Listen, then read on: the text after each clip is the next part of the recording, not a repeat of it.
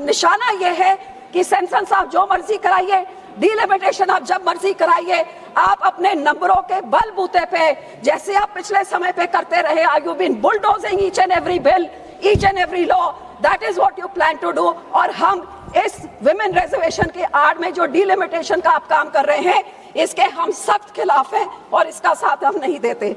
और मैं आपको यही रिक्वेस्ट करूंगी कि जो कुछ आप कर रहे हैं उसको आप बिल में डालिए।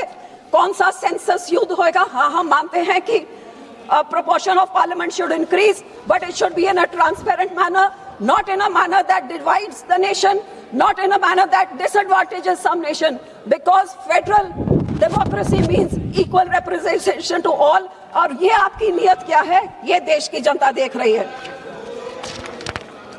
मैं यहाँ पे ये भी कहूंगी कि हर बारी जब भी इलेक्शन आती है तभी औरतों की याद आती है। ये 24 में इलेक्शन थी तो 23 में आ गई। कभी बिहार में कोड ऑफ कंडक्ट लगा है तो महिलाओं के खाते में 10,000 रुपए जा रहे हैं।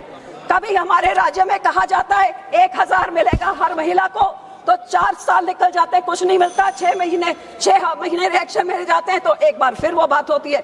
कभी कांग्रेस कह देती है घर घर नौकरी मिलेगी।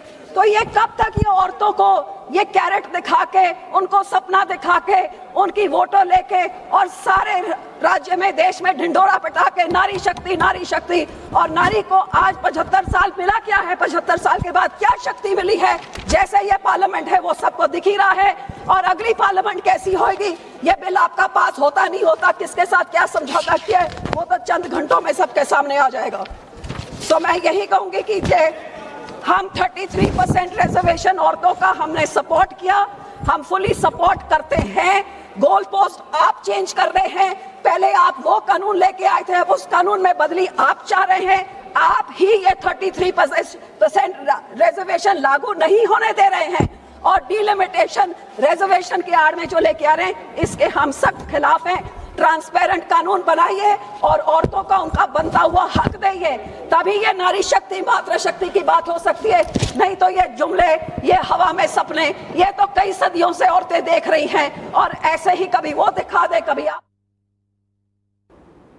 CBSE 10వ తరగతి ఫలితాలు